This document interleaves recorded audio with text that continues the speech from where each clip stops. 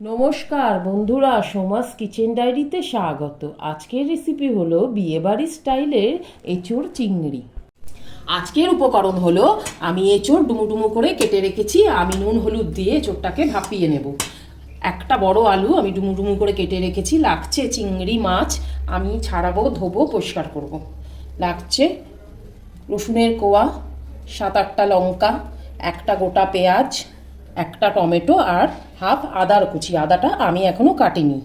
আর লাগছে হাফ চামচ ধনে, হাফ চামচ গোটা জিরে, একটা শুকনো লঙ্কা, একটা তেজপাতা, একটা এলাচ, একটু দারচিনি আর লবঙ্গ। আমি গ্যাসটা জ্বালিয়ে নিয়েছি, এঁচোড়ে জল দিয়ে দিয়েছি। এরপর এর মধ্যে হাফ চামচ হলুদ, হাফ চামচ নুন আমি দিয়ে এঁচোড়টা একটু সেদ্ধ করে নেব। প্রথমে আমি রসুনের কোয়াগুলো মিক্সিতে দিয়ে দিচ্ছি। তারপরে পেঁয়াজটা ডুমো করে কেটে রেখেছিলাম, সেটাও দিয়ে দিচ্ছি। লঙ্কাটা এখন দিয়ে দিচ্ছি, ঝাল ঝাল বেশ বানাবো। এরপরে আদাটা হাফ টুকরো আদা আমি কুচিয়ে রেখেছি, সেটাও দিয়ে দিলাম। এরপরে আমি ধনে, জিরে এগুলোও দিয়ে দেবো এর মধ্যে।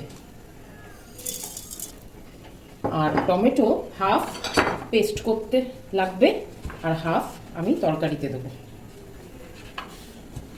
আমি টমেটোটা কেটে নিয়েছি, হাফ টমেটো আমি দিয়ে দিলাম, আর হাফ টমেটো আমি তরকারিতে দেব। এরপরে আমি এর মধ্যে একটু জল দিয়ে ভালো করে একটা পেস্ট বানিয়ে রাখবো। আমি আলুটা ভেজে রেখেছি নুন হলুদ দিয়ে। এরপরে এঁচোড়টা একটু সেদ্ধ করে নিয়েছি, সেটা আমি ওই তেলে ভেজে নেব। আমার এঁচোড়টাও ভাজা হয়ে গেছে। আমি আর একটু সর্ষের তেল কড়াই দিয়ে গরম করে নিয়েছি।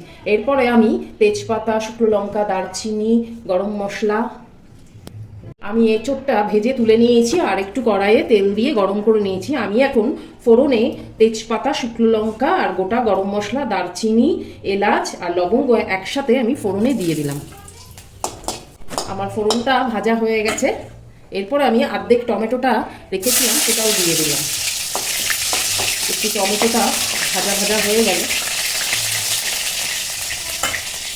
হালকা টমেটোটা ভাজা হয়ে গেছে। এরপরে আমি মশলার পেস্টটা দিয়ে দিচ্ছি। পেঁয়াজ, আদা, রসুন, কাঁচা লঙ্কা, ধনে, জিরে আর হাফ টমেটো একসাথে আমি পেস্ট করে নিয়েছি। এরপরে আমি ওটা দিয়ে দিচ্ছি। আঁচটা এখন জোরে দিয়ে আমি মশলাটা কষিয়ে নেব। এরপরে বাকি মশলাগুলোও দিয়ে দিচ্ছি। আমি হলুদ দিয়ে দিচ্ছি 2 চামচ হলুদ, তারপরে দিয়ে দিচ্ছি 1 চামচ নুন, তারপরে দিচ্ছি কাশ্মীরি লঙ্কা গুঁড়োটা আমি হাফ চামচের মতন দিয়ে দিলাম। এরপরেও আঁচটাকে আমি সিম করে দিচ্ছি।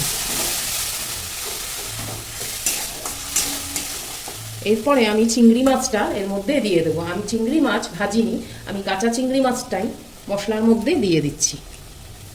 একসাথে কষে যাবে। 1 চামচ চিনি দিয়ে দিলাম আমি। এরপরে ভালো করে মশলাটার সাথে মাছটাকে কষিয়ে নেব, যাতে চিংড়ি মাছের সুন্দর গন্ধটা মশলার মধ্যে পুরো ভেজে একসাথে হয়ে যায়।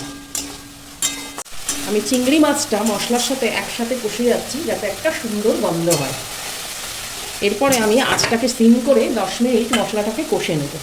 মশলাটা 10 মিনিট ধরে কষা হয়ে গেছে। এরপরে আমি এঁচোড় আলু একসাথে ভেজে রেখেছিলাম দিয়ে দিচ্ছি। এরপরে আঁচটা জোরে দিয়ে ভালো করে এঁচোড় আলু আর মশলাটা কষবো। ভালো করে কষা হয়ে গেছে। এরপরে আমি গরম জল করে রেখেছি, সেই গরম জলটা দিয়ে দেবো। গরম জলটা এঁচোড়ে দিয়ে দিচ্ছি। আর একটু জল লাগবে আলুটা সিদ্ধ করার জন্য, আমি দিয়ে দিলাম। এরপরে ফুটে উঠলে আমি আরও 10 মিনিট ঢেকে রাখবো। 10 মিনিট হয়ে গেছে। এবার আমি ঢাকাটা খুলে দিচ্ছি। আঁচটা এখন আমি জোরে দিয়ে দেবো। ভালো করে নাড়িয়ে নেব। আলুগুলো আমার সেদ্ধ হয়ে গেছে। এরপরে আমি গরম মশলাটা রেখেছিলাম, গরম মশলাটা দিয়ে দিচ্ছি। তারপরে আমি অল্প একটু হাফ চামচের মতন ঘি দেব। হাফ চামচ ঘি আমি দিয়ে দিলাম। ভালো করে মিশিয়ে নিয়ে আমি আঁচটাকে বন্ধ করে দিচ্ছি। আমার বিয়েবাড়ি স্টাইলের এঁচোড় চিংড়ি রেডি। যদি এই রেসিপি ভালো লেগে থাকে তাহলে একটা লাইক, শেয়ার আর সাবস্ক্রাইব করবেন।